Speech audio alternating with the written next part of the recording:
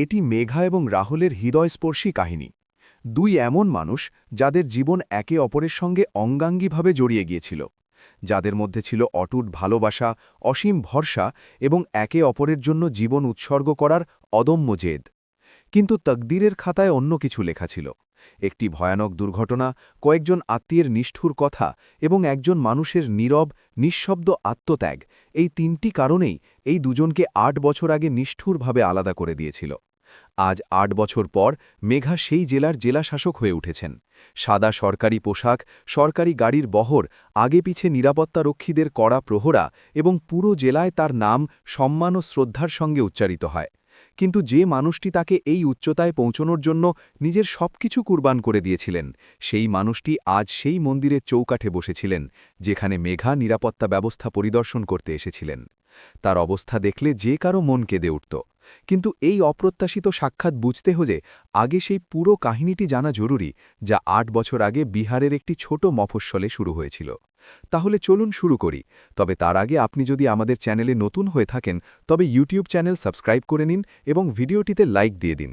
বন্ধুরা, বিহারের একটি ছোট মফস্বলে রাহুল নামে এক সরল যুবক বাস করতেন। ঘরে ছিলেন তার বৃদ্ধা মা, একটি সাধারণ ছোট্ট বাড়ি, আর তার খুব কাছেই অবস্থিত ছিল একটি বিশাল লোহার কারখানা, যেখানে তিনি ভোর থেকে সন্ধে অবধি অক্লান্ত পরিশ্রম করে যেতেন। জীবন মোটেই সহজ ছিল না, কিন্তু রাহুলের স্বভাব ছিল অসম্ভব সরল ও পরিষ্কার। তিনি সবসময় দৃঢ়ভাবে বিশ্বাস করতেন যে মন যদি সত্যিই নির্মল থাকে এবং পরিশ্রম যদি একান্ত সৎ হয়, তাহলে কোনো কঠিন পরিস্থিতিই বেশিদিন স্থায়ী হতে পারে না। রাহুলের মুখে সবসময় একটি অদ্ভুত মায়াবী হাসি লেগে থাকত।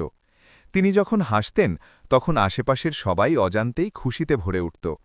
কারখানার সহকর্মীরা তাকে অসম্ভব পছন্দ করতেন, কারণ তিনি কখনো কারোর সঙ্গে ঝগড়া করতেন না, কারোর নিন্দা করতেন না এবং প্রয়োজনে অন্যদের সাহায্য করতে সবসময় সামনে এগিয়ে আসতেন। সেই একই মফস্বলে মেঘা থাকতেন। মেঘা ছিলেন এক সাধারণ পরিবারের মেয়ে, কিন্তু তার মধ্যে ছিল অসাধারণ জেদ ও দৃঢ়তা। তিনি ছোটবেলা থেকেই মনে মনে ঠিক করে নিয়েছিলেন যে একদিন তিনি একজন বড় কর্মকর্তা হবেনই। প্রতিদিন রাত জেগে পড়াশোনা করতেন। যখন ঘরে বিদ্যুৎ থাকত না, তখন মোমবাতির আলোয় বইয়ের পাতা উল্টাতেন। পরীক্ষার বইগুলোই ছিল তার সবচেয়ে ঘনিষ্ঠ বন্ধু। কিন্তু ঘরের আর্থিক অবস্থা ছিল অত্যন্ত দুর্বল। কোচিংয়ের ফি দেওয়া ছিল প্রায় অসম্ভব, আর ভালো কোচিং ছাড়া এত বড় পরীক্ষায় উত্তীর্ণ হওয়া যেন অসম্ভব স্বপ্ন মনে হতো। রাহুল এবং মেঘার প্রথম দেখা হয়েছিল এক প্রতিবেশীর বাড়িতে আয়োজিত একটি ছোট অনুষ্ঠানে। দুজনের সামনাসামনি হওয়ার সঙ্গে সঙ্গে রাহুল মেঘার চোখে সেই অদম্য জেদ দেখে মুগ্ধ হয়ে গিয়েছিলেন। তিনি মনে মনে ভেবেছিলেন, এই মেয়েটি অবশ্যই জীবনে বড় কিছু করে দেখাবে। মেঘারও রাহুলের সাদাসিধে, সৎ ও পরিশ্রমী স্বভাব এক নজরেই পছন্দ হয়ে গিয়েছিল। ধীরে ধীরে দুজনের মধ্যে কথাবার্তা বাড়তে শুরু করল। দুজনেই একে অপরকে গভীরভাবে বুঝতে শুরু করলেন। কয়েক মাস পর দুই পরিবারের সম্মতিতে তাদের বিয়ে হয়ে গেল। বিয়ের রাতে রাহুল মেঘার হাত ধরে আবেগঘন কণ্ঠে বলেছিলেন, মেঘা, তোমার স্বপ্নই এখন আমার স্বপ্ন। তুমি শুধু মন দিয়ে পড়াশোনা করে যাও, আমি তো আছি। যতক্ষণ তোমার হাতে সেই নিয়োগপত্র না আসছে, ততক্ষণ আমি তোমার পড়াশোনার জন্য দিন রাত এক করে দেব। মেঘা তার চোখের দিকে তাকিয়ে দেখলেন, এই মানুষটি সত্যিই কথা রাখবেন। এতে তার মনে কোনো সন্দেহই রইল না। আর রাহুল সত্যিই তার কথা রেখেছিলেন। তিনি কারখানায় ডাবল শিফটে কাজ শুরু করলেন। ভোর ৪টে ঘুম থেকে উঠতেন এবং রাত ১০টায় বাড়ি ফিরতেন। ক্লান্তিতে শরীর ভেঙে পড়ত, কিন্তু মুখে কখনো একটি অভিযোগও আসত না। মেঘার কোচিংয়ের ফি জোগাতে তিনি নিজের সমস্ত সঞ্চয় উজাড় করে দিলেন। যখন সঞ্চয় শেষ হয়ে গেল, তখন তিনি মায়ের পুরনো গয়না বিক্রি করার সিদ্ধান্ত নিলেন। মা জিজ্ঞেস করলেন, বাবা, তুই এটা কি করছিস? রাহুল আদর করে বললেন, মা, এই গয়না তো একবারই বিক্রি হবে, কিন্তু মেঘা যেদিন বড় অফিসার হয়ে যাবে, সেদিন সে আমাদের সারা জীবনের সম্পদ হয়ে যাবে। তারপর আমরা সবাই খুব সুখে থাকব আর নতুন গয়নাও কিনে নেব। মা কিছু বললেন না, শুধু রাহুলের দিকে তাকিয়ে রইলেন, আর তার চোখ দুটো জলে ভরে উঠল। মেঘাও দিনরাত এক করে দিলেন। রাহুলের এত বড় ত্যাগকে তিনি বৃথা যেতে দিতে চাননি। তিনি জানতেন তার স্বামী তার জন্য কতটা বড় কুরবানি করেছেন, তাই তিনি আরও গভীর মনোযোগ দিয়ে পড়াশোনায় ডুবে গেলেন। 2 বছর পর প্রিলিমিনারি পরীক্ষায় মেঘার নাম বেরোল। ঘরে খুশির জোয়ার বয়ে গেল। রাহুল সেদিন মিষ্টি কিনে পুরো পাড়ায় বিলি করলেন। তার চোখে খুশির জল টলটল করছিল। বারবার বলছিলেন, আমি জানতাম ও পারবে। মেইন পরীক্ষার প্রস্তুতি শুরু হল। রাহুল মেঘার জন্য আরও ভালো বই আনিয়ে দিলেন। শহর থেকে দামি নোটসও সংগ্রহ করে আনলেন। মেঘা প্রতিদিন 10 থেকে 12 ঘণ্টা করে পড়াশোনা করতেন। আর তারপর এলো সেই ভয়ঙ্কর দিন, যা সব কিছু বদলে দিল। কারখানায় একটি মারাত্মক দুর্ঘটনা ঘটল। একটি পুরনো মেশিন হঠাৎ বিকল হয়ে গেল। রাহুল সেই মেশিনের পাশেই কাজ করছিলেন। তিনি যেই মেশিনটি ঠিক করার চেষ্টা করলেন, অমনি মেশিনের একটি বিশাল ও ভারী লোহার অংশ ভেঙে সরাসরি তার 2 পায়ের ওপর এসে পড়ল। রাহুল সেখানেই লুটিয়ে পড়লেন। তার যন্ত্রণাদায়ক চিৎকার শুনে কারখানার সব শ্রমিক দৌড়ে এলেন। তাকে তৎক্ষণাৎ হাসপাতালে নিয়ে যাওয়া হল। মেঘাও খবর পেয়ে ছুটে হাসপাতালে পৌঁছালেন। কিন্তু ডাক্তাররা যা বললেন তা শুনে মেঘার পায়ের তলার মাটি সরে গেল। ডাক্তার বললেন, 2 পায়ের স্নায়ু মারাত্মকভাবে থেতলে গেছে। চিকিৎসা চলবে, কিন্তু ওনার হাঁটাচলা করা এখন থেকে অত্যন্ত কঠিন হয়ে যাবে। রাহুলের মা জ্ঞান হারিয়ে ফেললেন। মেঘার চোখ দুটো পাথরের মতো হয়ে গেল। অনেক দিন কেটে গেল। রাহুল হাসপাতালের বিছানায় চুপচাপ শুয়ে থাকতেন, খুব কম কথা বলতেন। মেঘা তার পাশে বসে থাকতেন, তার হাত ধরে রাখতেন আর বলতেন, রাহুল, আমি তোমার সাথে আছি, পড়াশোনার কোনো দরকার নেই, আমরা দুজনে মিলে জীবন কাটিয়ে দেব। রাহুল কথা শুনতেন, কিন্তু কিছু বলতেন না। আসলে তার মনের ভেতর একটা প্রচণ্ড ঝড় চলছিল, যা বাইরে থেকে কেউ দেখতে পাচ্ছিল না। মেঘার বাড়ির লোকজন দেখা করতে এলেন, কাকা, জ্যাঠা, পিসি আর আরও কয়েকজন আত্মীয়।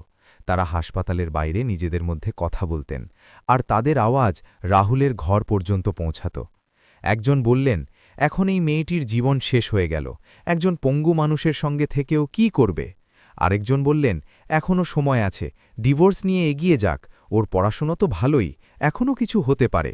তৃতীয়জন বললেন, হ্যাঁ, একদম ঠিক বলছ, এমন লোকের সঙ্গে থেকে ওর ভবিষ্যৎ একেবারে থচনচ হয়ে যাবে। রাহুল সব কিছু চুপচাপ শুনলেন, কোনো কথা না বলে শুধু শুনতে থাকলেন। সেই রাতে তিনি অনেকক্ষণ ছাদের দিকে তাকিয়ে রইলেন। তার মাথায় একের পর এক চিন্তা ঘুরপাক খাচ্ছিল। তিনি ভাবলেন, মেঘা এত বছর ধরে এত পরিশ্রম করেছে, সে অসম্ভব যোগ্য। যদি আমার কারণে তার স্বপ্ন ভেঙে যায়, তাহলে আমি এই বোঝা সারা জীবন বইতে পারব না। সে একজন পঙ্গু মানুষের সেবায় নিজের জীবন কাটিয়ে দেবে, এটা আমি হতে দেব না। আর এই ভেবেই তিনি এমন এক সিদ্ধান্ত নিলেন, যার কষ্ট তাকে সারা জীবন বয়ে বেড়াতে হল। পরের দিন সকালে মেঘা যখন হাসপাতালে এসে রাহুলের পাশে বসলেন, তখন রাহুল খুব ঠান্ডা ও কঠোর গলায় বললেন, মেঘা, আমাকে তোমার থেকে আলাদা হয়ে যেতে হবে। মেঘা চমকে উঠে তার দিকে তাকালেন, কি মানে, আলাদা হয়ে যেতে হবে? মানে একদম পরিষ্কার, আমি তোমার সাথে আর থাকতে চাই না। আমার মন এখন অন্য কোথাও মজেছে। আমি এই সম্পর্ক আর এগিয়ে নিয়ে যেতে চাই না। মেঘার চোখে জল এসে গেল। তিনি লক্ষবার বোঝানোর চেষ্টা করলেন, রাহুল, তুমি এসব কি বলছ? আমি তো তোমার স্ত্রী। রাহুল বললেন, ছিলে, এখন আর নও, আমার শুধু ডিভোর্স চাই। মেঘার মনে হলো যেন তার পায়ের তলা থেকে মাটি সরে গিয়েছে। তিনি ভেবেছিলেন এই মানুষটি কখনো তার হাত ছাড়বেন না, কিন্তু এটা কি হচ্ছিল? তিনি কাঁদতে কাঁদতে বোঝাতে থাকলেন, কিন্তু রাহুল নিজের কথা থেকে এক চুলও নড়লেন না। শেষ পর্যন্ত কাগজে সই হয়ে গেল, ডিভোর্স সম্পন্ন হল। মেঘার মনে ব্যথা ছিল, কিন্তু তার চেয়েও বেশি ছিল তীব্র ঘৃণা। তিনি ভাবলেন, যখন প্রয়োজন ফুরিয়ে গেল, তখন আমাকে রাস্তা থেকে সরিয়ে দিল। এটাই ছিল এর আসল রূপ। সেই ঘৃণা আর সেই ব্যথাকেই তিনি নিজের শক্তিতে পরিণত করলেন। তিনি পড়াশোনায় এতটাই ডুবে গেলেন যে বাকি দুনিয়ার সঙ্গে তার যেন কোনো সম্পর্কই রইল না। 5 বছর পর তিনি পরীক্ষায় উত্তীর্ণ হয়ে জেলা শাসক হয়ে গেলেন। আর ওদিকে রাহুল, তিনি কারখানা থেকে পাওয়া ক্ষতিপূরণ নিয়ে একদিন ঘর থেকে চলে গেলেন। মায়ের সঙ্গে দেখা করে তার পা ছুঁয়ে বললেন, মা, আমি যাচ্ছি। তোমার দেখভালের জন্য প্রতিবেশীর সঙ্গে সব ব্যবস্থা করে দিয়েছি। মা কাঁদতে কাঁদতে জিজ্ঞেস করলেন, কোথায় যাবি বাবা? রাহুল বললেন, যেখানে ঈশ্বর নিয়ে যান। আর তিনি চলে গেলেন। তার চলে যাওয়ার পর মেঘা তার কোনো খবরই পাননি, না তার বাড়ির লোক, না প্রতিবেশীরা। রাহুল যেন বাতাসে মিশে একেবারে অদৃশ্য হয়ে গিয়েছিলেন। আর আজ 8 বছর পর অযোধ্যার সেই বিখ্যাত মন্দির প্রাঙ্গণে মেঘা নিজের সরকারি গাড়ি থেকে নামলেন। চারদিকে ভক্তদের বিশাল ভিড়, পুলিশের জওয়ানরা সর্বত্র মোতায়েন। মেঘা নিরাপত্তা ব্যবস্থা পরিদর্শন করতে এসেছিলেন, কিন্তু তিনি কি জানতেন যে ঈশ্বর তার জন্য অন্য কিছুই অপেক্ষা করে রেখেছেন? মেঘা যখন মন্দিরের সিঁড়ির দিকে এগোতে শুরু করলেন, তার নজর হঠাৎ মন্দিরের এক কোণে পড়ল। সেখানে একজন মানুষ একটি পুরনো কাঠের ট্রলিতে বসেছিলেন, ছেঁড়া ফাটা জামাকাপড়, ধুলোবালি মাখা মুখ আর হাতের সাহায্যে ট্রলিটিকে আগে পিছে ঠেলছিলেন। মেঘার পা হঠাৎ থেমে গেল। সেই মানুষের চোখে এমন কিছু ছিল যা মেঘার খুব চেনা মনে হল। সেই একই জেল্লা যা তিনি ৮ বছর আগে দেখেছিলেন, সেই একই মানুষ যে একসময় তার পুরো পৃথিবী ছিল। মেঘার বুক ধক করে উঠল। এ কি সেই মানুষটি? এ কি রাহুল? মেঘার পা সেখানেই আটকে গেল। পুলিশের জওয়ানরা তাকে এগিয়ে যাওয়ার ইশারা করছিল। ভিড়ের শব্দ, মন্দিরের ঘণ্টাধ্বনি, কিন্তু মেঘা কিছুই শুনতে পাচ্ছিলেন না। তার নজর শুধু সেই একজন মানুষের ওপর স্থির হয়েছিল। তার মন বারবার বলছিল এ সেই মানুষটিই, কিন্তু মস্তিষ্ক মানতে পারছিল না। তিনি নিজের চশমা সরিয়ে চোখে জোর দিয়ে দেখলেন।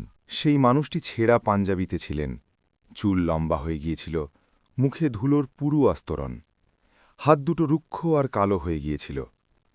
তার ট্রলিটি ছিল একটি পুরনো কাঠের, চাকাগুলো ক্ষয়ে গিয়েছিল। তিনি নিজের 2 হাতের তালু মাটিতে রেখে নিজেকে আগে পিছে ধাক্কা দিচ্ছিলেন।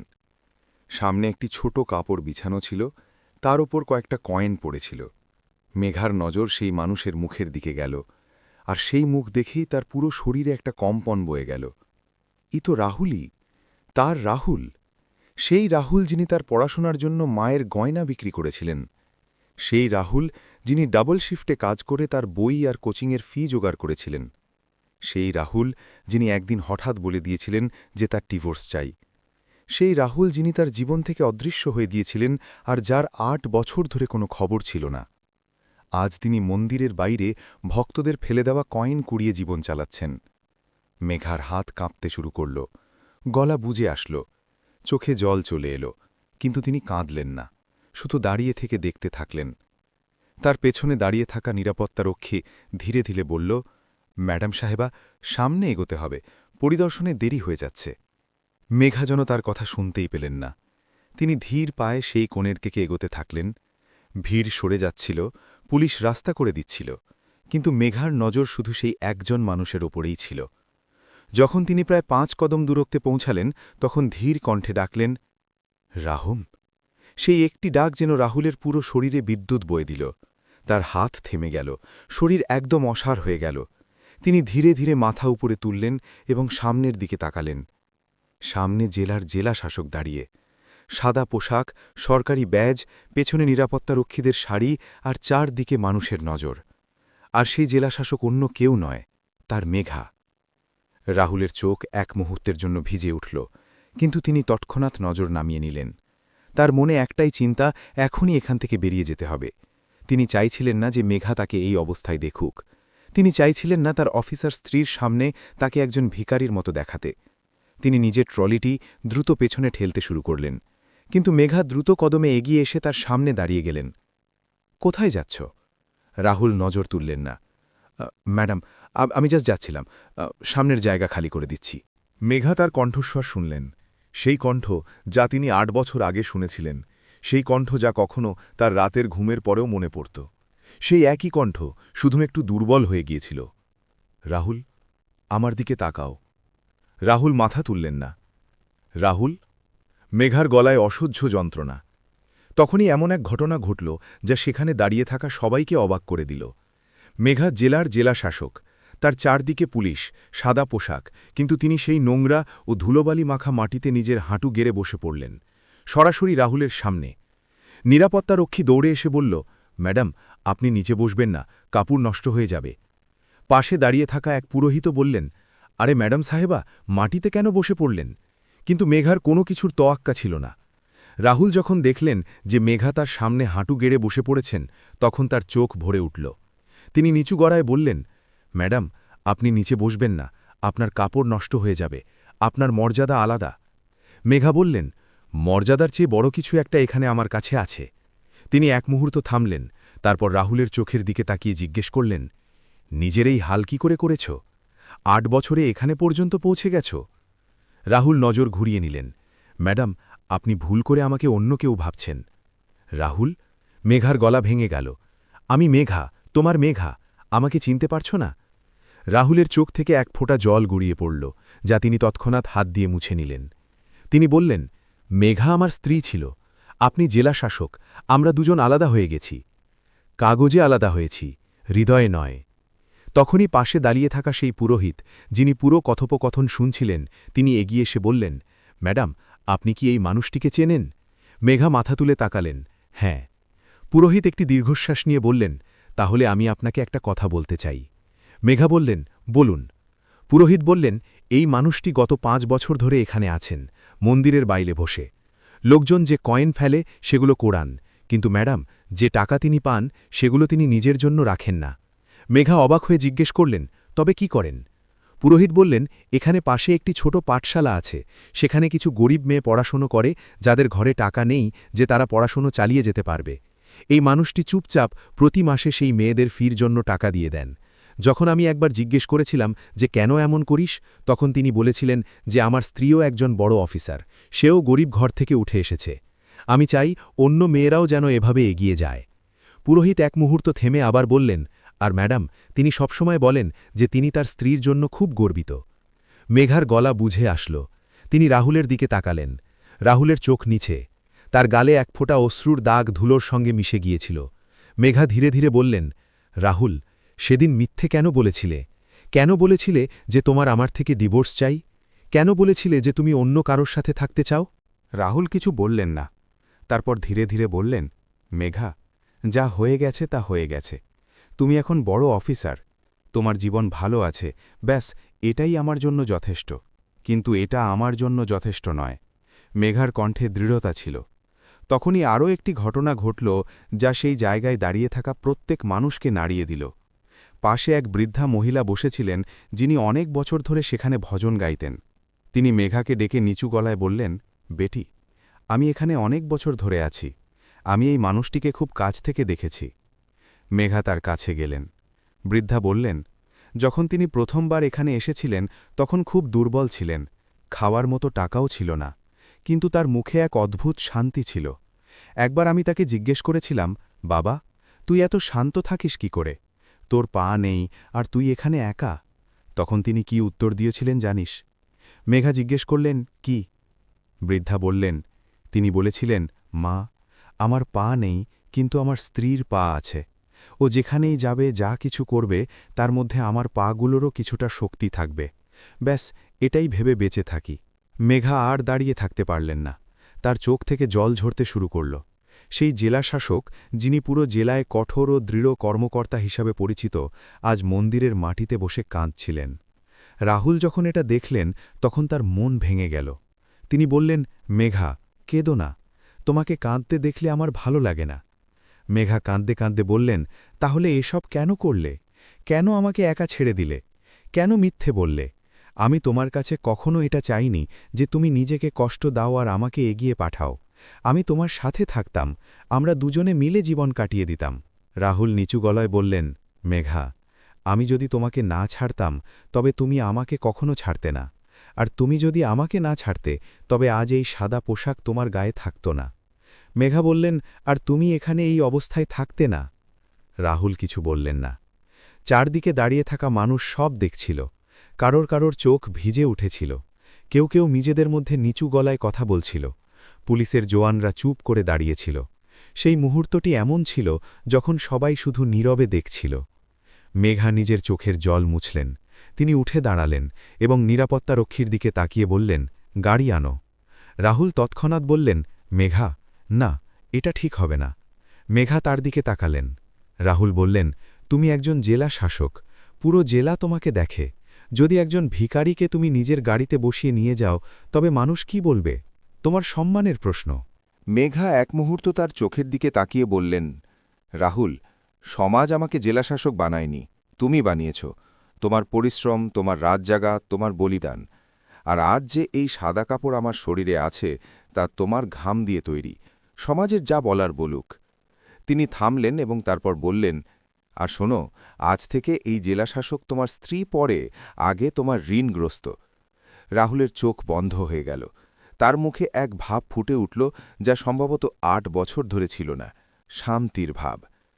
গাড়ি চলে এসেছিল, কিন্তু কাহিনী এখানে শেষ হয়নি। মেঘা যখন রাহুলকে নিয়ে নিজের বাংলোর দিকে রওনা হলেন, তখন তিনি জানতেন না যে সামনে আরও এক বড় রহস্য তার জন্য অপেক্ষা করছে, এক রহস্য যা রাহুল আজ পর্যন্ত কাউকে বলেননি।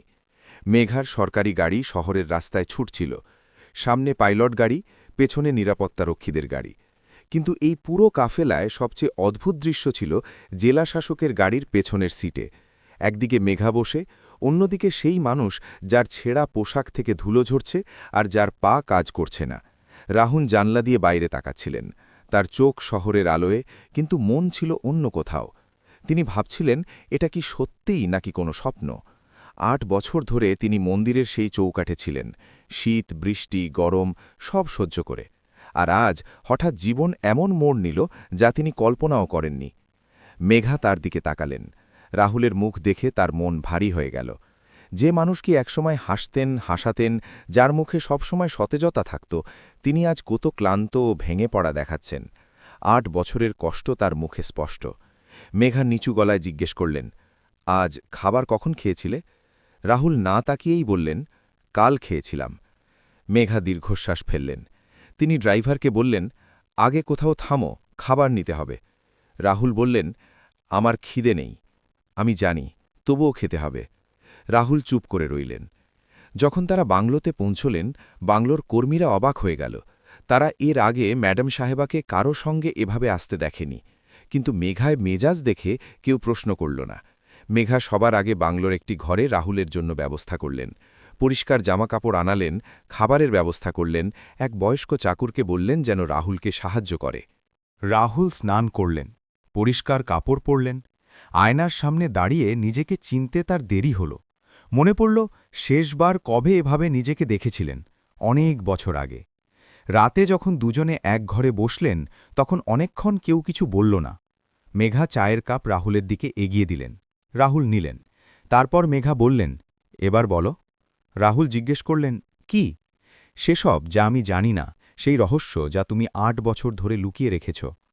রাহুল চায়ের এক চুমুক নিলেন, তারপর এক মুহূর্ত থামলেন, জানলা দিয়ে বাইরের অন্ধকারের দিকে তাকিয়ে বলতে শুরু করলেন, মেঘা, যেদিন হাসপাতালে আমি জানতে পারলাম যে আমার পা আর কাজ করবে না, সেদিন আমার সবার আগে তোমার চিন্তা হয়েছিল। মেঘা চুপ করে শুনছিলেন।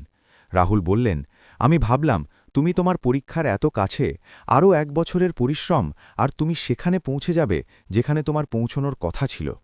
কিন্তু আমি যদি এই অবস্থায় তোমার সাথে থাকতাম, তবে কি হতো? মেঘা বললেন, আমি তোমার সাথে থাকতাম, তবুও এটাই হতো। রাহুল বললেন, না, তুমি সাথে তো থাকতে, কিন্তু তখন তোমার পড়াশোনা হতো না। তুমি দিনরাত আমার সেবায় লেগে থাকতে, আমার চিকিৎসার জন্য টাকা জোগানোর চেষ্টা করতে, আর সেই স্বপ্ন যা তুমি দেখেছিলে, যা আমি তোমার জন্য দেখেছিলাম, তা ধীরে ধীরে মরে যেত। মেঘার চোখ ভরে এলো। রাহুল বললেন, আর মেঘা, তোমার বাড়ির লোক যারা কথা বলছিল তা আমি শুনেছিলাম, তারা ভুল ছিল না। একজন পঙ্গুর সাথে তোমার জীবন সত্যি কঠিন হয়ে যেত। মেঘা বললেন, তারা ভুল ছিল, একদম ভুল ছিল। রাহুল হালকা হাসির সাথে বললেন, হয়তো, কিন্তু সেই মুহূর্তে আমার ভাবার সময় ছিল না। আমার শুধু এটাই মনে হয়েছিল যে আমি যদি সত্যি বলি তবে তুমি যাবে না, আর তুমি যদি না যাও তবে তোমার স্বপ্ন কোনোদিন পূরণ হবে না, তাই আমি মিথ্যে বলেছিলাম। মেঘা বললেন, জানো রাহুল, সেই মিথ্যেটা আমাকে ভেঙে দিয়েছিল। রাহুলের চোখ ভিজে উঠল। তিনি বললেন, আমি জানতাম, আর এটা জানা আমাকেও প্রতি রাতে কুড়ে কুড়ে খেত। এক দীর্ঘ নীরবতা কাটল। তারপর মেঘা জিজ্ঞেস করলেন, ঘর থেকে কেন চলে গেলে, তাও আবার মাকে একা ফেলে? রাহুল বললেন, মাকে আমি প্রতিবেশীর কাছে রেখেছিলাম, ওনার জন্যে কিছু টাকার ব্যবস্থাও করেছিলাম। কিন্তু আমি যদি ঘরে থাকতাম, তবে প্রতি রাতে সেই ঘর আমাকে মনে করিয়ে দিত যে তুমি সেখানে ছিলে, সেই চৌকাঠ, সেই দেয়াল, সেই উঠোন যেখানে তুমি পড়তে। আমি তা সহ্য করতে পারতাম না। মেঘা নিচু গলায় জিজ্ঞেস করলেন, তাহলে অযোধ্যায় কেন এলে? রাহুল বললেন, ব্যাস চলতে চলতে চলে এসেছি। যখন পা চলে না, তখন হাতে ট্রলি ঠেলতে ঠেলতে একদিন এই মন্দিরের সামনে পৌঁছে গিয়েছিলাম। সেখানে এক পুরোহিত জল খাওয়ালেন, খাবার দিলেন, তারপর সেখানেই থাকতে শুরু করলাম। মেঘা জিজ্ঞেস করলেন, আর সেই মেয়েরা যাদের পড়াশোনার জন্য তুমি টাকা দিতে, এটা কবে থেকে শুরু করলে? রাহুলের মুখে প্রথমবার সত্যিকারের হাসি ফুটে উঠল। তিনি বললেন, যখন আমি মন্দিরের বাইরে ছিলাম তখন একদিন এক ছোট মেয়ে এসেছিল। সে কাঁদছিল। আমি জিজ্ঞেস করায় বলল যে তার পাঠশালার ফি দেওয়া হয়নি, তাই মাস্টারমশাই বাড়ি পাঠিয়ে দিয়েছেন। সেদিন আমার কাছে যে কয়েন ছিল আমি তাকে দিয়ে দিলাম। সেই মেয়েটি চলে গেল, কিন্তু তাকে দেখে আমার তোমার কথা মনে পড়ে গেল। তুমিও তো এমনই ছিলে, পড়তে চাইতে কিন্তু টাকা ছিল না। রাহুল বলতে থাকলেন, সেদিনের পর আমি ঠিক করলাম যা পাব তা দিয়ে এমন মেয়েদের পড়াশোনায় সাহায্য করব। এটা আমার পথ ছিল তোমার সেই ঋণ শোধ করার, যা আমি কোনোদিন শোধ করতে পারব না। মেঘা আর থাকতে পারলেন না। তিনি উঠে রাহুলের পাশে এসে বসলেন। রাহুলের হাত নিজের হাতের মধ্যে নিলেন। রাহুল হাত ছাড়ানোর চেষ্টা করলেন। মেঘা চুপ করো। মেঘা তার হাত আরও শক্ত করে ধরলেন। অনেকক্ষণ দুজনে চুপ করে রইলেন। তারপর মেঘা বললেন, রাহুল, একটা কথা জিজ্ঞেস করব? জিজ্ঞেস করো। তোমার কি কখনো মনে হয়েছে যে তুমি ভুল করেছ? রাহুল কিছুক্ষণ ভাবলেন, তারপর বললেন, যখন তোমাকে কাঁদতে দেখতাম তখন মনে হতো ভুল করেছি। যখন রাতে ঘুম আসত না আর তোমার আওয়াজ কানে বাজত তখন মনে হতো ভুল করেছি। কিন্তু যখন ভাবতাম যে তুমি এক অফিসার হয়ে গিয়ে থাকবে, তুমি সেই মুকানি পৌঁছে গিয়ে থাকবে যার জন্য তুমি এত পরিশ্রম করেছ, তখন মনে হতো হয়তো ঠিকই করেছি। মেঘা বললেন, আর আমি যদি অফিসার না হতাম? রাহুল বললেন, তখনও আমার সিদ্ধান্ত এটাই হতো, কারণ আমি চাইনি তুমি আমার কারণে থেমে থাকো। তোমার উড়ান আমার ভাঙা পায়ে আটকে থাকা উচিত ছিল না। মেঘার চোখ দিয়ে জল পড়ছিল। তিনি বললেন, রাহুল, তুমি জানো অফিসার হওয়ার পর আমি কি পেয়েছি? এক বড় বাংলো পেয়েছি, গাড়ি পেয়েছি, মর্যাদা পেয়েছি, কিন্তু যা পাইনি তা হল শান্তি। রাতে ঘুম আসত না। কখনো কখনো একা বসতাম আর ভাবতাম, এই সব কিছু কার জন্য? যার জন্য এই মুকাম ছিল সেই সাথে নেই। রাহুল বললেন, মেঘা না। মেঘা থামিয়ে দিয়ে বললেন, আজ সব কিছু শুনবে। 8 বছর ধরে যা মনে ছিল তা আজ বেরোবে। রাহুল চুপ রইলেন। মেঘা বললেন, যেদিন আমি প্রথমবার জেলা শাসকের পদ পেলাম সেদিন আমি সবার আগে কি করেছিলাম জানো? আমি একা ঘরে বসে খুব কেঁদেছিলাম, কারণ সেই মুহূর্তে আমার সাথে সেই মানুষটি ছিল না যার কারণে এই মুহূর্তটি আমার জীবনে এসেছিল। রাহুলের চোখ বন্ধ হয়ে গেল। মেঘা বলতে থাকলেন, আমি তোমাকে ঘৃণা করতে শুরু করেছিলাম। তোমাকে পাষাণ হৃদয় ভাবতাম। ভাবতাম প্রয়োজন ফুরলে ও আমাকে ছেড়ে দিল। কিন্তু আজ পুরোহিত যা বললেন আর সেই বৃদ্ধা মা যা বললেন তা শুনে আমি বুঝতে পারলাম আমি কতটা ভুল ছিলাম। রাহুল নিচু গলায় বললেন, তুমি ভুল ছিলে না, আমিই তোমাকে এটা ভাবতে বাধ্য করেছিলাম। মেঘা বললেন, হ্যাঁ, আর এটা তোমার সবচেয়ে বড় ভুল ছিল। তোমার আমার ওপর ভরসা করা উচিত ছিল। তোমার আমার কাছে সত্যি বলা উচিত ছিল। আমি তোমার সাথে থাকতাম আর তখনও অফিসার হতাম। রাহুল বললেন, হয়তো, কিন্তু সেই সময় আমার মনে ভয় ছিল। মেঘা জিজ্ঞেস করলেন, কিসের ভয়?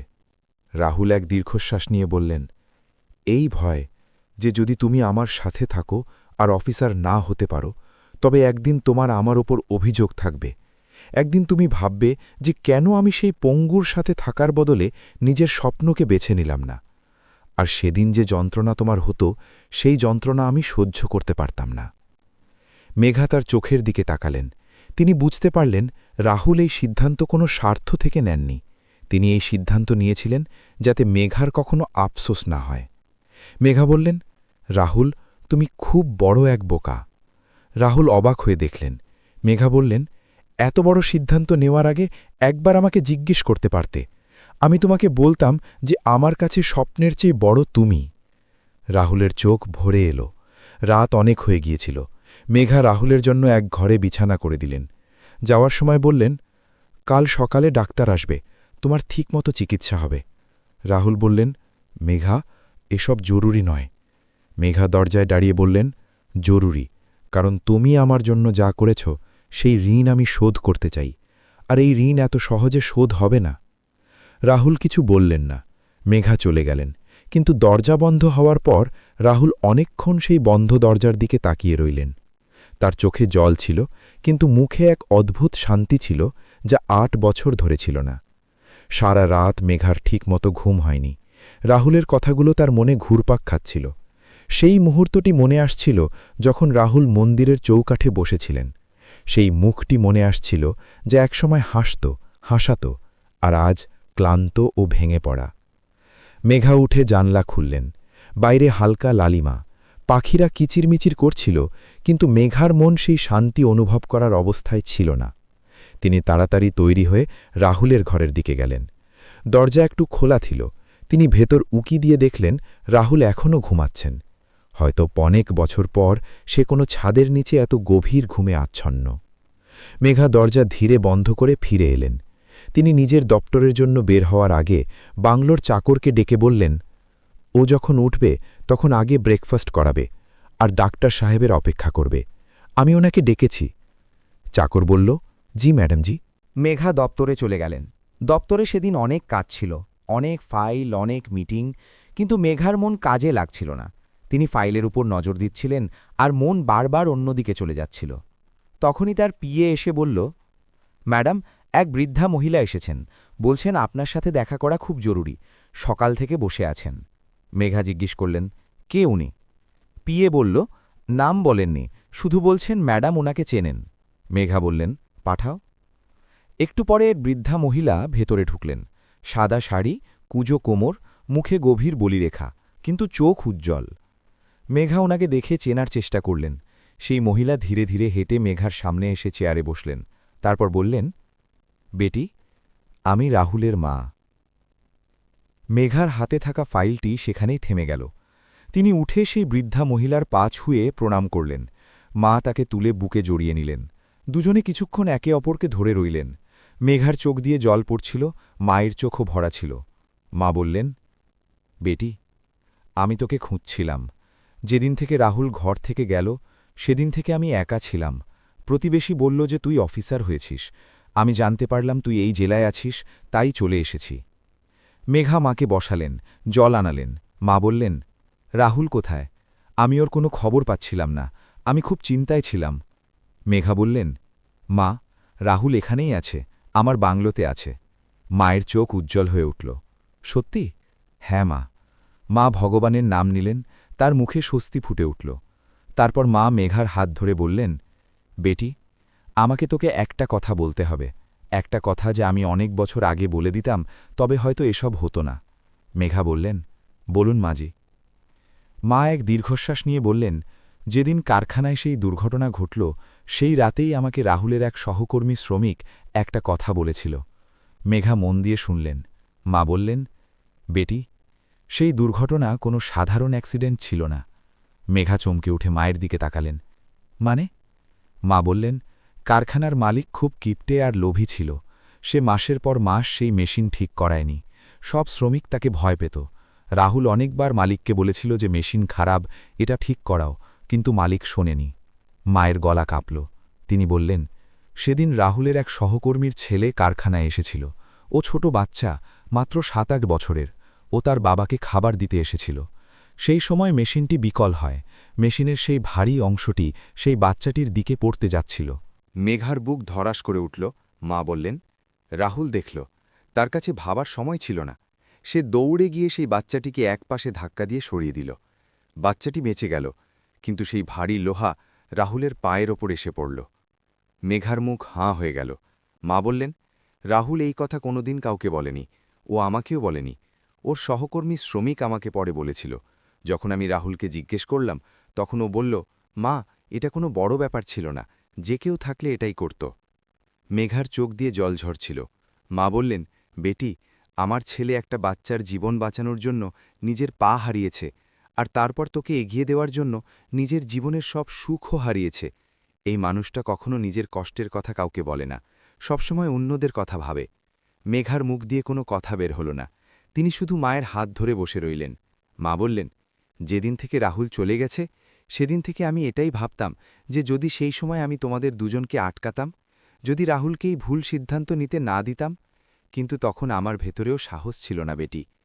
মেঘা মাকে দেখলেন, সেই বৃদ্ধা মহিলা যিনি নিজের ছেলেকে হারিয়েছিলেন, যিনি বছরের পর বছর একা থেকেছেন, আজ তার চোখে এক আশা জেগে উঠেছে।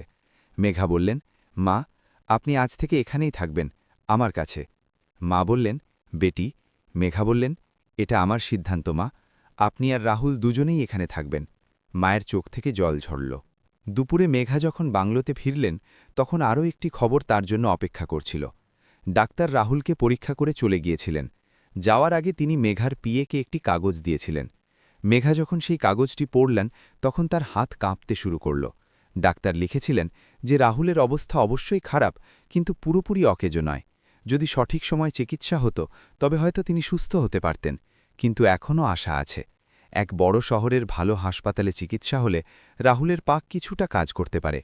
মেঘা সেই কাগজটি নিজের বুকে চেপে ধরলেন। তিনি দ্রুত পায়ে রাহুলের ঘরের দিকে গেলেন। রাহুল নিজের ট্রলিতে বসে জানলা দিয়ে বাইরে তাকাচ্ছিলেন, তার হাতে চায়ের কাপ। তিনি মেঘাকে দেখে বললেন, তুমি এসে গেছ? মেঘা বললেন, হ্যাঁ, কিন্তু আগে একটা কথা বলো। রাহুল জিজ্ঞেস করলেন, কি? সেদিন কারখানায় যা হয়েছিল, সেই মেশিনটি সেই বাচ্চার ওপর পড়তে যাচ্ছিল আর তুমি তাকে বাঁচিয়েছিলে? রাহুলের মুখের রং বদলে গেল। তিনি জিজ্ঞেস করলেন, এটাকে বলল? মেঘা বললেন, মাঝি বলেছেন। রাহুল এক মুহূর্ত চুপ করে থেকে জানলার দিকে তাকিয়ে বললেন, ও বাচ্চা ছিল, আমি থামতাম কি করে? মেঘা বললেন, এটাই তো তুমি রাহুল, সব সময় অন্যদের জন্য সব কিছু করো আর নিজের জন্য কিছু না। রাহুল বললেন, মেঘা, এটা কোনো বড় ব্যাপার ছিল না, খুব বড় ব্যাপার ছিল। মেঘার কণ্ঠে দৃঢ়তা। আর এখন আরও এক বড় ব্যাপার হতে চলেছে। রাহুল তার দিকে তাকালেন। মেঘা সেই কাগজটি তার দিকে বাড়িয়ে দিলেন। এটা ডাক্তারের রিপোর্ট, এটা পড়ো। রাহুল কাগজটি নিলেন, ধীরে ধীরে পড়লেন। পড়তে পড়তে তার চোখ বড় বড় হয়ে গেল। পড়া শেষ করে তিনি কাগজটি নিচে রাখলেন, চুপ করে রইলেন। মেঘা বললেন, রাহুল, চিকিৎসা হবে। রাহুল বললেন, মেঘা, এতে অনেক টাকা লাগবে, আমি জানি, আর কোনো গ্যারেন্টি নেই যে আমি। মেঘা বললেন, আমি জানি, তবে তাতে কি? তুমি আমার জন্য তোমার মায়ের গয়না বিক্রি করেছিলে, নিজের ঘুম বিসর্জন দিয়েছিলে, নিজের সুখ দিয়েছিলে, আর এখন যখন আমার পালা তখন আমি পিছিয়ে আসব? তা হবে না। রাহুলের চোখ ভিজে উঠল। মেঘা বললেন, আর একটা কথা, মা এসেছেন। রাহুল চমকে উঠে বললেন, কি? উনি কোথায়? হ্যাঁ, উনি দপ্তরে দেখা করতে এসেছিলেন, এখন বাইরে বসে আছেন। রাহুলের মুখে এক এমন ভাব এলো যা দেখে মেঘার চোখ ভরে এলো। সেই ভাবটি ছিল এক ছেলের যে অনেক বছর পর নিজের মায়ের সাথে দেখা করতে যাচ্ছে। মেঘা বললেন, আমি মাকে ডাকছি।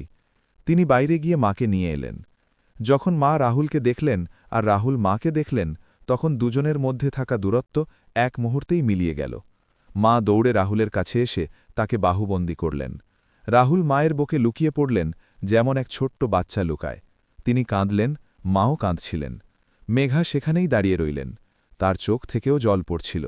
কিন্তু সেই মুহূর্তে আরও এক অনুভূতি ছিল, এক অপার খুশি যা অনেক দিন পর ফিরে এসেছিল, এক উষ্ণতা যা ভাঙা সম্পর্ক জোড়া লাগলে অনুভূত হয়, এক শান্তি যা দীর্ঘ প্রতীক্ষার পর খুঁজে পাওয়া যায়। সেই বিকেলে মেঘা এক বড় হাসপাতালে রাহুলের চিকিৎসার জন্য কথা বললেন। ডাক্তাররা বললেন, আগামী সপ্তাহে আসতে পারেন। কিন্তু সেই রাতেই এক ঘটনা ঘটল যা মেঘাকে ভেতর থেকে নাড়িয়ে দিল। শেষ রাতে মেঘা যখন রাহুলের ঘরের পাশ দিয়ে যাচ্ছিলেন, তখন ভেতর থেকে এক আওয়াজ শুনতে পেলেন। রাহুল কিছু বলছিলেন। মেঘা দাঁড়িয়ে গেলেন। রাহুল মাকে বলছিলেন, মা, একটা কথা বলবো? যখন আমি মন্দিরের বাইরে থাকতাম আর শীতের রাত হতো, তখন আমি শীত থেকে বাঁচার জন্য একটিই কাজ করতাম, আমি চোখ বন্ধ করতাম আর মেঘার মুখটি মনে করতাম, ব্যাস, তাতেই শীত একটু কম লাগত। মা বললেন, পাগল তুই। রাহুল বললেন, হ্যাঁ মা, পাগল, কিন্তু সেই পাগলপনই আমাকে বাঁচিয়ে রেখেছে। মেঘা সেখানেই দেয়াল ঘেঁষে বসে পড়লেন। তার মুখ দিয়ে আওয়াজ বের হল না।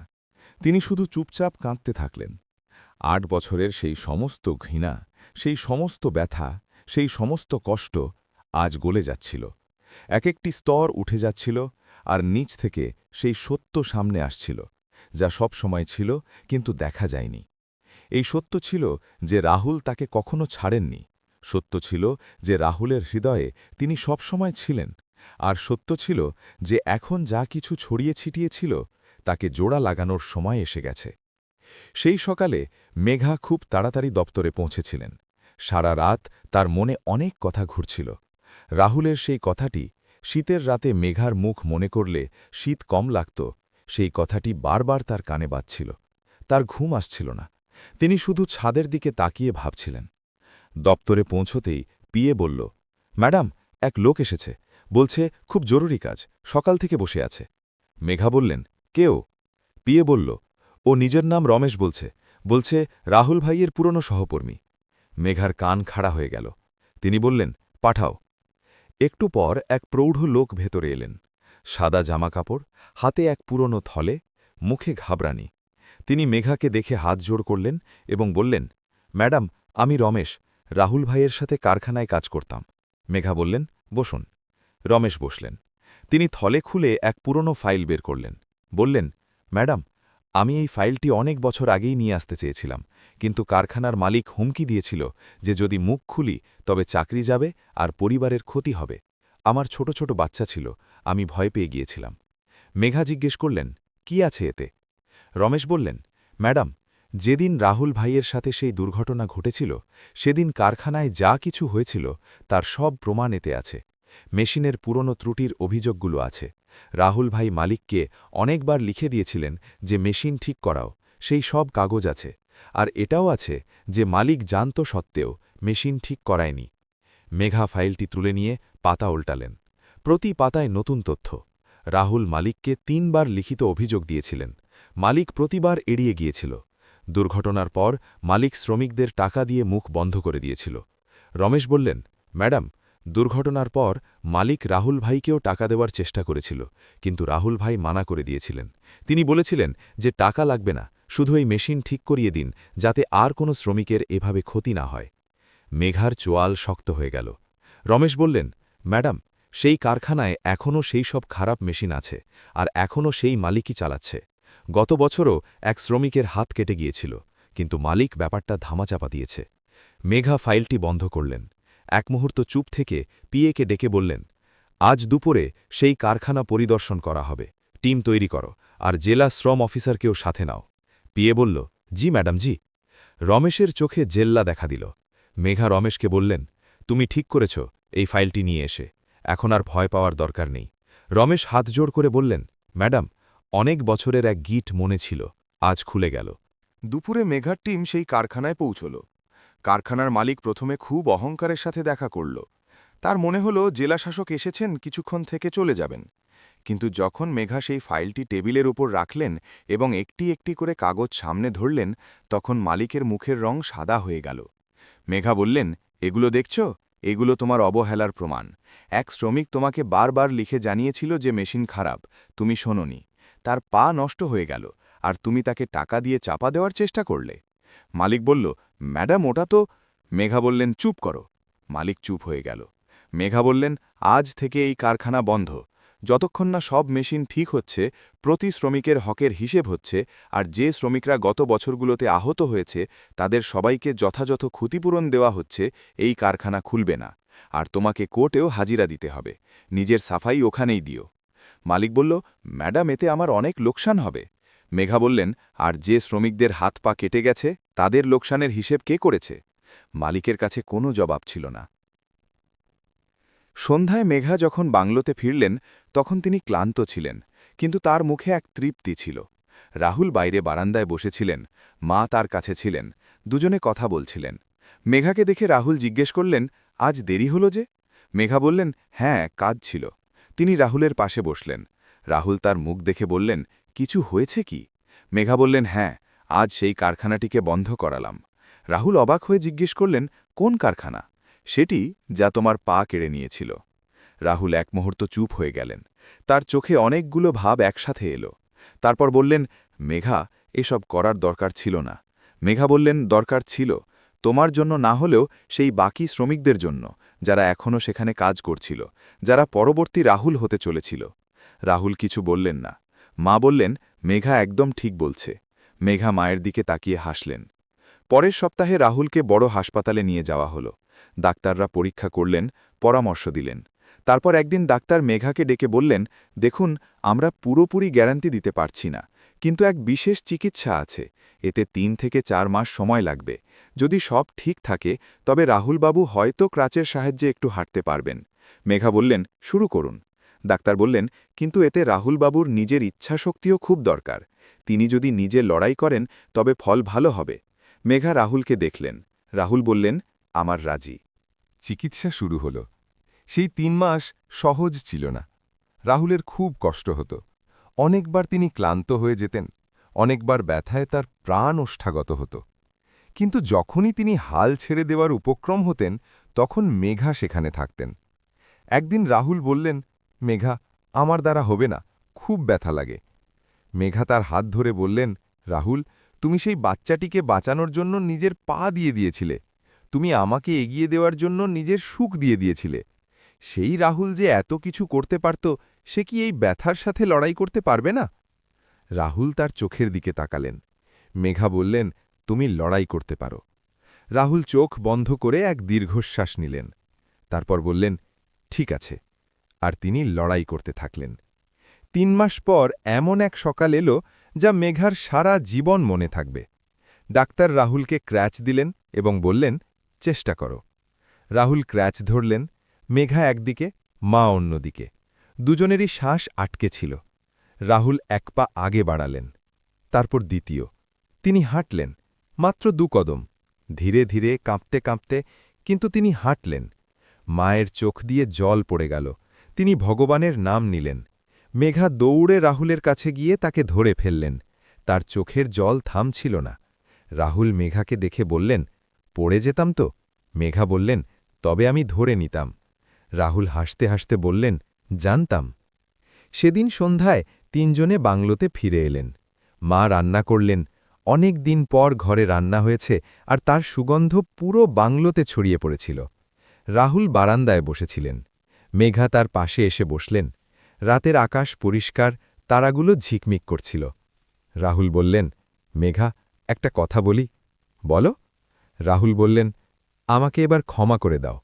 মেঘা বললেন, কোন কথার জন্য? সেই মিথ্যের জন্য, সেই সিদ্ধান্তের জন্য, সেই ৮টি বছরের জন্য যা তুমি একা কাটালে। মেঘা এক মুহূর্ত আকাশের দিকে তাকালেন, তারপর বললেন, রাহুল, ক্ষমা চাওয়া বন্ধ করো। তুমি যা করেছ তা ভুল ছিল না ঠিক ছিল, সেই তর্কে আমি যেতে চাই না। শুধু একটা কথা বলতে চাই। রাহুল জিজ্ঞেস করলেন, কি? মেঘা বললেন, যদি সেদিন তুমি সেই মিথ্যে না বলতে, তবে হয়তো আমি অফিসার হতাম না। আর যদি আমি অফিসার না হতাম, তবে আজ সেই কারখানায় কাজ করা শ্রমিকদের সাহায্য হতো না। সেই গরিব মেয়েদের কাছে বিচার পৌঁছত না, যাদের জন্য তুমি টাকা দিতে। হয়তো ঈশ্বরের এটাই মঞ্জুর ছিল। রাহুল তার কথা শুনলেন। মেঘা বললেন, কিন্তু ভবিষ্যতে যদি কোনো সিদ্ধান্ত নিতে হয়, তা যতই বড় হোক না কেন, তবে একা নেবে না, আমাকে জিজ্ঞেস করবে। রাহুল বললেন, ঠিক আছে, কথা দাও।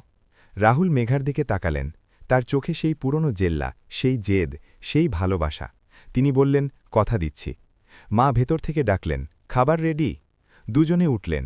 রাহুল ক্রাচ ধরে ধীরে ধীরে ভেতরের দিকে হাঁটলেন। মেঘা তার সমান তালে চললেন। তিনি ধীরে ধীরে রাহুলের হাত ধরলেন। রাহুল হাত সরালেন না। তারা দুজনে একসাথে সেই দরজার ভেতরে ঢুকলেন, যেখানে মা অপেক্ষা করছিলেন, যেখানে খাবারের সুগন্ধ ছিল, যেখানে ঘর ছিল যা ৮ বছর আগে ভেঙে গিয়েছিল, তা আজ আবার জোড়া লাগছিল। আর সেই রাতে প্রথমবার অনেক দিন পর সেই বাংলোতে হাসির রোল উঠল। মায়ের হাসি, রাহুলের হাসি, মেঘার হাসি, ৩ জনের হাসি একসাথে। বলা হয় যে ঈশ্বর দেরি করেন, কিন্তু ভুলে যান না। রাহুল এবং মেঘার কাহিনী ছিল এই কথার এক জ্যান্ত প্রমাণ। একজন মানুষ নিঃশব্দে এত কিছু সহ্য করল, এত কিছু দিল, এবং বিনিময়ে কিছুই চাইল না, কিন্তু ঈশ্বর হিসেব রেখেছিলেন। এবং যখন সময় এলো, তখন সেই সব কিছু ফিরে পেল, যা এক সময় কেড়ে নেওয়া হয়েছিল। জীবনে যখনই অন্ধকার আসুক না কেন, মনে রাখবেন যে কোনো না কোনো প্রদীপ জ্বলতে থাকে, শুধু তা দেখার মতো চোখের প্রয়োজন হয়। আর যখন সেই প্রদীপ মিলে যায়, তখন তাকে ধরে রেখুন, যেতে দেবেন না। কারণ কিছু সম্পর্ক এমন হয় যা ভেঙে যায় না, শুধু সময়ের প্রতীক্ষায় থমকে থাকে। প্রিয় বন্ধুরা, যদি এই কাহিনী আপনাদের হৃদয় ছুঁয়ে থাকে, যদি এখান থেকে আপনারা কিছু শিখতে পারেন, তবে এখনই আমাদের ইউটিউব চ্যানেল সাবস্ক্রাইব করুন এবং বেল আইকনটি অবশ্যই প্রেস করুন, যাতে প্রতিটি নতুন কাহিনীর নোটিফিকেশন আপনার কাছে সবার আগে পৌঁছায়। এই কাহিনীটি আপনার বন্ধুদের এবং পরিবারের সাথে অবশ্যই শেয়ার করুন, যাতে এই শিক্ষা বেশি বেশি মানুষের কাছে পৌঁছায়। আর হ্যাঁ, নিচে কমেন্টে অবশ্যই জানান যে আপনি এই কাহিনীটি কোন শহর থেকে দেখছেন। আপনার শহরের নাম পড়লে আমাদের খুব ভালো লাগবে। দেখা হবে পরের কাহিনীতে। ততক্ষণ নিজের খেয়াল রাখুন এবং মনে রাখবেন যে প্রতিটি সফর থেকেই কিছু না কিছু শেখার অবশ্যই থাকে।